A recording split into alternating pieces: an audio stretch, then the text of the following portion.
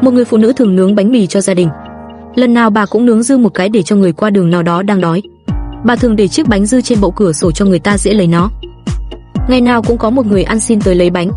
Thế nhưng, người này không hề tỏ ra biết ơn mà miệng luôn lẩm bẩm, việc ác ngươi làm sẽ ở lại với ngươi, việc tốt ngươi làm sẽ quay lại với ngươi. Chuyện này cứ tiếp diễn ngày này qua ngày khác, anh ta cứ tới lấy bánh đều đều và thốt lên những lời kỳ lạ. Người phụ nữ cảm thấy khó chịu. Bà nghĩ thầm, ngày nào cũng tới lấy bánh mà chẳng nói được một lời cảm ơn, còn lại nhải mấy lời khó hiểu, ý của anh ta là sao? Vào một ngày nọ, trong cơn tức giận, bà muốn người ăn xin biến mất mãi mãi. Bà thêm thuốc độc vào chiếc bánh mì. Khi định đặt chiếc bánh mì lên bậu cửa sổ, tay bà run rẩy. Bà bỗng nhận ra điều khủng khiếp mình đang làm. Bà ném chiếc bánh mì vào bếp lửa, chuẩn bị một cái mới rồi đặt lên bậu cửa sổ như cũ.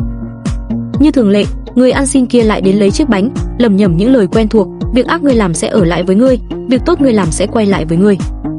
Người ăn xin lấy bánh, vui vẻ lên đường mà không biết chuyện gì vừa xảy ra với người làm ra chiếc bánh này. Không ai biết rằng, mỗi ngày, khi đặt chiếc bánh mì lên bậu cửa sổ, bà luôn cầu nguyện cho đứa con trai ở nơi xa đang tìm việc, đã nhiều tháng qua bà không có tin tức gì. Ngay buổi tối hôm đó, có tiếng gõ cửa. Mở cửa ra, bà ngạc nhiên khi thấy con trai mình xuất hiện trước mặt.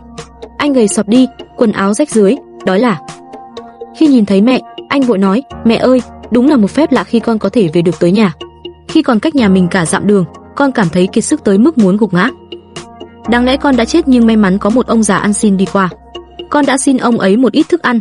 Ông ấy thật tử tế khi cho con cả một chiếc bánh mì. Khi đưa cho con, ông ấy nói, đây là thứ tôi ăn hàng ngày, hôm nay tôi đưa nó cho cậu vì cậu cần nó hơn tôi. Nghe thấy những lời này của con trai, sắc mặt của người mẹ tái nhợt đi. Bà dựa vào cửa để khỏi bị ngã. Bà nhớ lại chiếc bánh mì tẩm độc mình làm sáng nay. Nếu không vứt nó vào bếp lửa, có lẽ con trai bà đã ăn nó và mất mạng. Lúc đó, bà nhớ lại câu nói của người ăn xin, việc ác ngươi làm sẽ ở lại với ngươi, việc tốt ngươi làm sẽ quay lại với ngươi. Hãy luôn làm việc thiện, đừng bao giờ ngừng lại ngay cả khi điều ấy không được đánh giá cao vào thời điểm đó.